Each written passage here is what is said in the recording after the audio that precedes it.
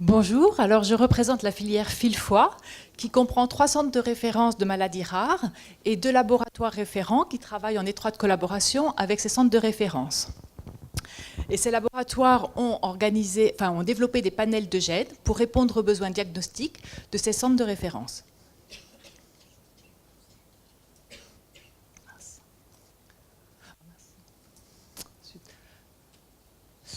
Donc, les indications pour le court terme en ce qui concerne la prescription de génomes, en fait, nous avons déjà réfléchi pour un court terme avant de réfléchir au moyen terme, afin de sélectionner des patients sur les indications des pathologies les plus sévères à révélation pédiatrique, à savoir les cholestases sévères et les insuffisances hépatocellulaires.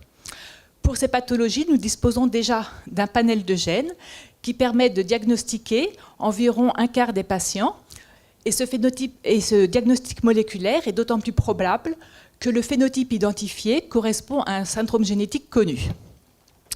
Malgré tout, il y a un grand nombre de patients qui ont un résultat négatif et pour lesquels on sollicitera une analyse de génome. À moyen terme, les indications pourraient être étendues aux cholestases chroniques de l'adulte et aux pathologies vasculaires du foie. Alors, le circuit de prescription, donc, nous on l'envisage pour le court terme. Donc, on passe déjà par un panel de gènes cibles pour permettre d'éliminer un certain nombre de patients pour lesquels on peut avoir un diagnostic.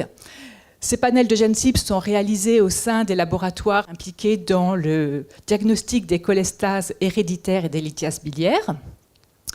Et elles sont prescrites par des prescripteurs qui sont en général des centres de référence, mais qui peuvent aussi venir en dehors des centres de référence.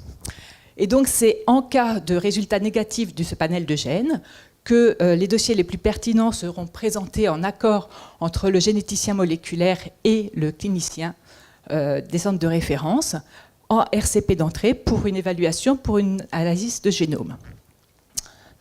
Le retour des analyses du génome se fera vers le laboratoire du réseau qui a réalisé le panel de gènes de première intention.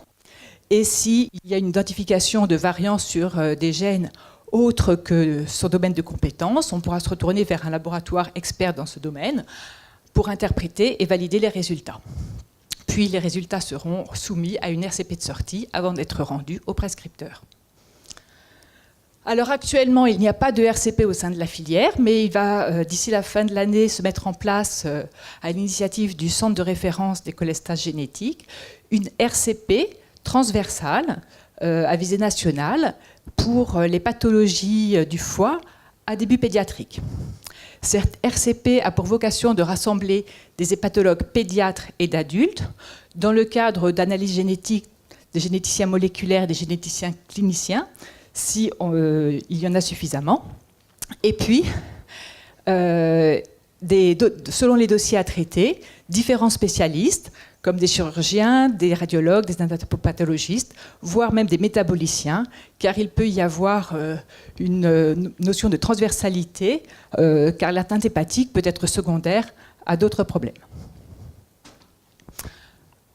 Alors, nous, le nombre de demandes que l'on a évaluées peut paraître beaucoup moindre que ce qui a été présenté jusqu'alors, mais on se pose quand même la question des besoins qui vont être supérieurs à l'offre, et donc de la sélection des patients qui pourrait se faire par le panel de gènes de première intention, mais on constate une grande hétérogénéité dans nos panels de gènes de première intention, parce que certains associent également, en plus des gènes impliqués dans les cholestases, des gènes impliqués dans les cytopathies mitochondriales et les maladies métaboliques, parce que les patients que l'on étudie peuvent être à la frontière de différentes filières.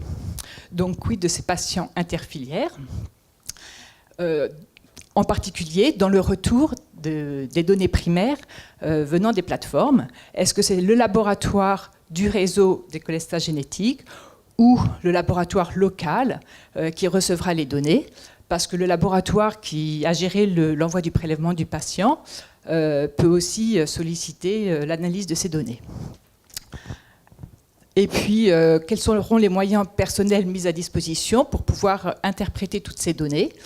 Voilà. Donc, on est très inquiet aussi par rapport au caractère chronophage que va nécessiter le traitement des dossiers au niveau des RCP et de l'interprétation des données.